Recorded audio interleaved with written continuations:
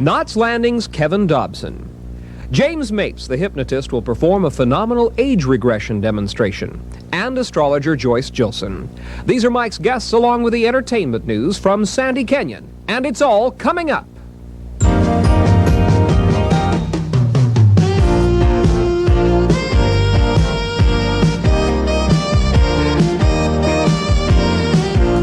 From Hollywood, it's Mike Douglas, People Now.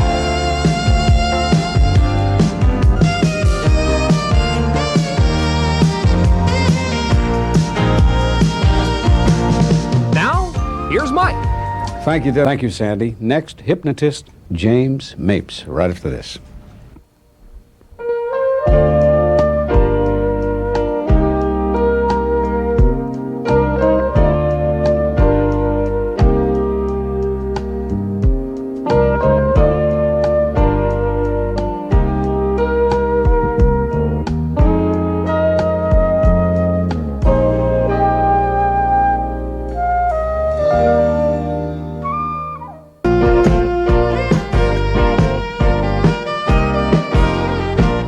The word hypnosis is derived from the Greek word hypnos, meaning sleep. But as our next guest will tell us, hypnosis is not sleep. For centuries, many professionals and academics have disputed the effects of hypnosis, and in fact, if hypnotic trances can really be induced. Here to talk more about this subject, hypnotist James Mapes. Welcome. Thank you. I'd shake your hand, but I don't want to go to sleep. Oh. No. Are people hesitant about going, how do you do to you? No. For fear that you might never. make eye contact? Never. I think I look so trustworthy that I don't. For some reason, though, aren't people afraid to make eye contact with you for a great Absolutely. period of time? Yeah. People are always like, they look, they want look to. and then they look away, don't they? And they're doing it to themselves, which is so great. I just stand there and they do it. I'm curious, can a hypnotist hypnotize himself? This hypnotist can. Can you? But first you have to be hypnotized. Who brings you back? That's part of all that's taught to you. That's called self-hypnosis. That the original, the way I learned was a hypnotist hypnotized me, gave me a cue to put myself in that relaxed state, and a cue to bring myself out. I've always wondered if it could, my dream has been to have a hypnotist attempt to hypnotize me and to hypnotize himself while he's attempting to hypnotize me. I think that would be wonderful. You sit there in your cold summer guys. If hypnosis is a state of sleep, then isn't a state of sleep, then what is it? Good point. By the way, go ahead. Kreskin was here not more than a week ago and said, quote, there is no such thing as hypnosis. And that's the paradox. Actually, I could take that side too. The word was coined in 1842.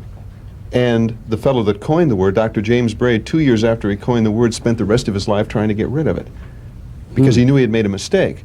And it's part of a belief system. We believe that much, it starts to create a reality. Before that, it was called mesmerism. But when people were mesmerized, they convulsed and they regurgitated. And if they didn't, they felt, well, gee, I'm not mesmerized. I didn't convulse and regurgitate. It's all part of a belief system. Can anyone do what you do?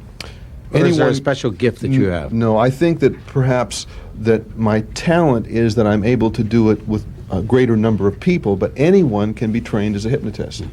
Is there any danger involved?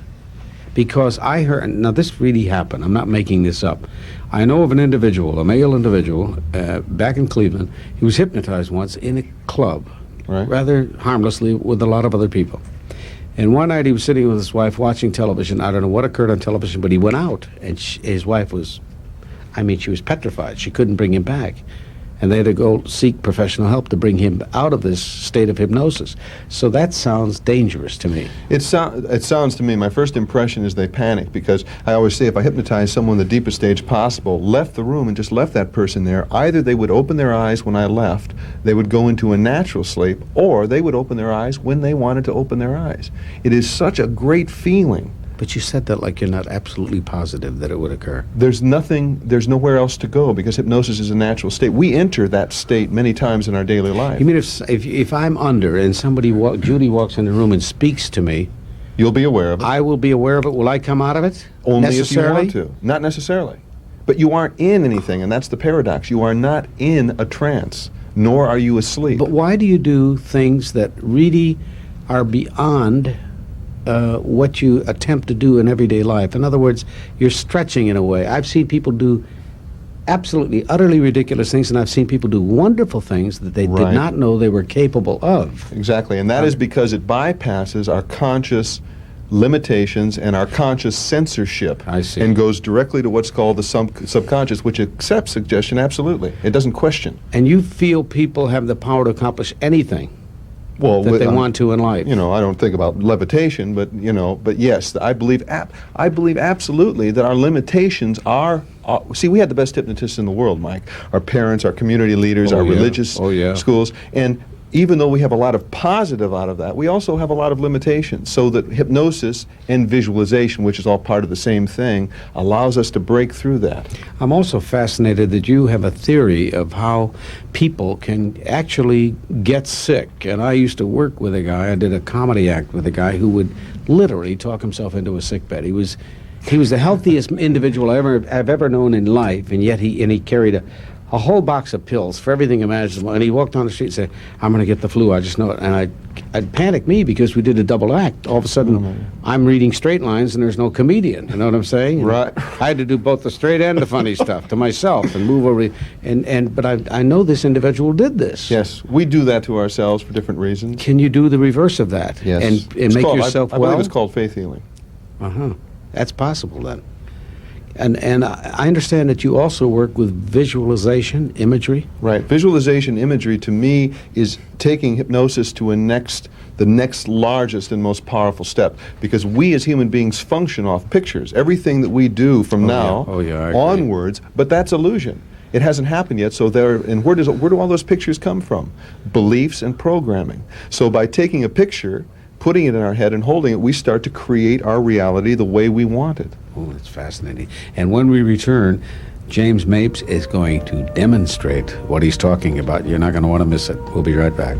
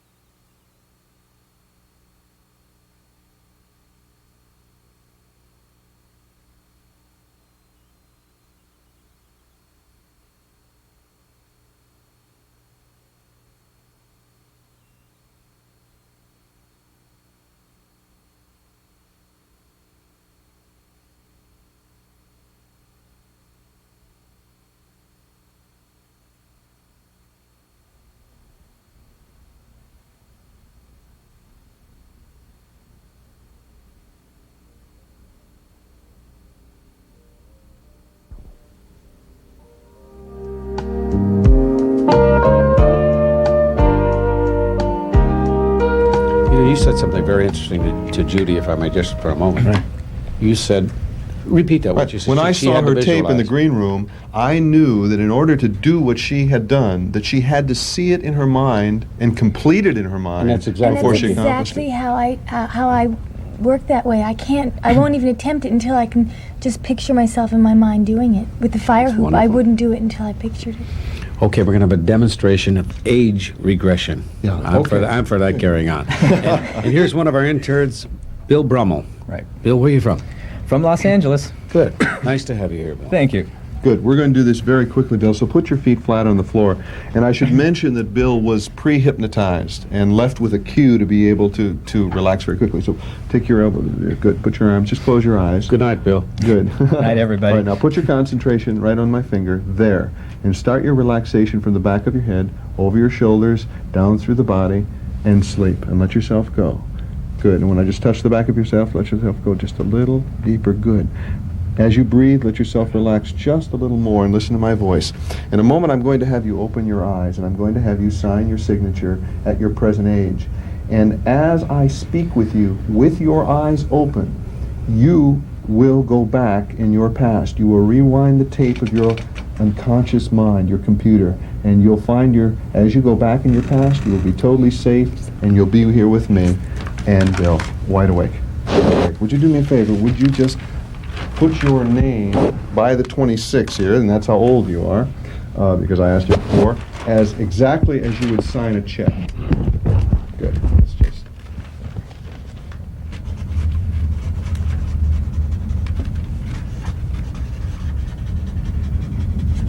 Very good, Bill. Now, just close your eyes, and you are now 12 years old. Everything is exactly as it was when you were 12 years old. You're 12 years old, you're safe, you're happy, you're here with me, you're 12 years old and wide awake. How old are you? 12. Now just listen to the voice also as we do this. Would you do me a favor, Bill? Would you just put your name by the 12, please? Mm-hmm. Just put your name and take your time. Now, the beauty of age regression is that it can be used for the elimination or reduction of fears and phobias. You put your last name there too, Bill. It's also used in police work. It's used to obtain information from our past that can clue us into why we are the way we are. Very good. And close your eyes. You're 5 years old, and everything is exactly as it was when you were 5 years old. You were 5 years old yesterday, and if you had a birthday party, you're at that birthday party now. You're there. Now it's the day after your 5th birthday party, Bill. Wide awake. How old are you? I'm 5. Can you put your name on this paper right here? Good. I think so. Good. Just put anything you want there. Just.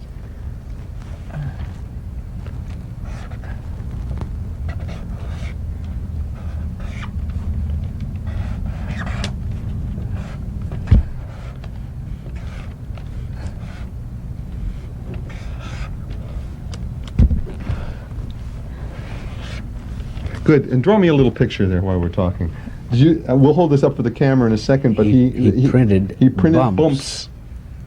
B-U-M-P-S, which is probably his nickname at that age. And there have been people that I have regressed who have spoken a language that they haven't spoken in 15, 20 years, or played a musical instrument that they haven't played before. Very good. Did you have a birthday party yesterday? Mm-hmm. And who was your best friend that was there? Mike Gibbons. And did you get any toys? Yeah. And what was your favorite toy? I got a baseball and a bat. Oh, That's very it right good. there. What kind of cake did you have? Chocolate. Are you in school yet? Yes. What are you Kindergarten. in? Kindergarten. 54th Street School. Good. What's your teacher's name? Mrs. Bonus. Mrs. Bonus. Do you like Mrs. Bonus? Uh-huh. She's all right. Good. What's your favorite thing in kindergarten? Recess. I like to play. What do you want to be when you grow up? Okay, I don't know. Baseball player, I think. Yeah, good. Wally Sleep. Moon. Sleep.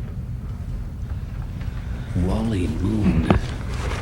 So what we did here is we have gone back in his computer. Am I showing it to the right camera? Over here. And you could go back further, but we don't. He's back. See Yeah. the printing and all. He's back out now. He's out. You're coming back in time. You're 12. You're 26 years old, and you will not remember anything from this regression which could make you unhappy or sad or cause you any problems in your waking life or your dream life, but you will remember all those things which make you smile. I'll have him open his eyes in a second if you want. You want me to have him open his eyes now? Now, the reason that we had to, that James had to pre-hypnotize Bill is because it is not permissible to do it on the air. I hope you understand that. Right. And what I wanted to point out about this is that part of the reason that I demonstrate this is that it shows individuals, I believe this, that everything in life is a choice, from health to the way we respond to feeling an emotion, to everything. And when we go back in a person's past, the reasons become very clear as to why when unconscious programming comes in conflict with conscious desire, we've got a problem. And that's why positive thinking does not work for negative thinkers. It only makes them feel guilty, because you can't put a positive. Can you transform a negative thinker into a positive thinker? You can transform it by images, by visualization. And at the end of January, we're going to be doing a 10-hour training out here teaching people how to use that visualization process to change that, first of all, self-discovery, but to change the negative into a positive. But first you have to accept the negative. James, how far back could you have gone with Bill? As far into the womb. And then, of course, if you believe, we could go one step further back, yeah. into a past life. Whoa. Why are you saying whoa? Well, it sounds so interesting to find out what does it? how my thoughts today coordinate with what I was thinking when I was there, Absolutely. back wherever it was. And when I touch your leg, you'll open your eyes full of energy. Now. This is so dramatic that people watching say, wait a minute, what do you do, pay him $10 before the show? But this, everybody can do this because that's who we are. Now, do you feel refreshed, Bill?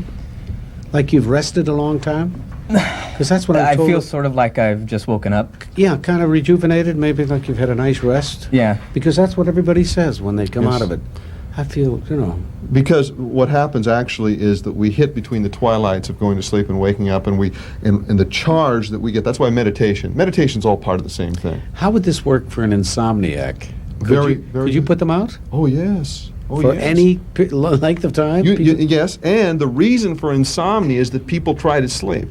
See, in life, whenever you try to do something, you create more tension and stress. Yeah. So you have to reverse the process. I made my mistake by buying that ranch in Australia.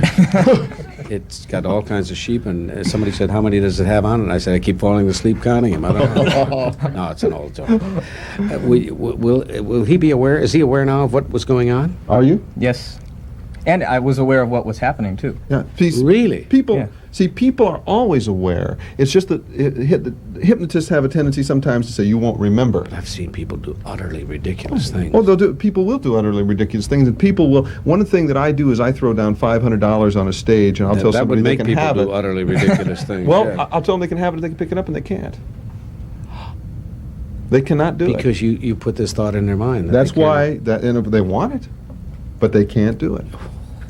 Would you please stay? Because our resident stargazer, Joyce Gilson, will be with us in a moment, and I want to find out your sign.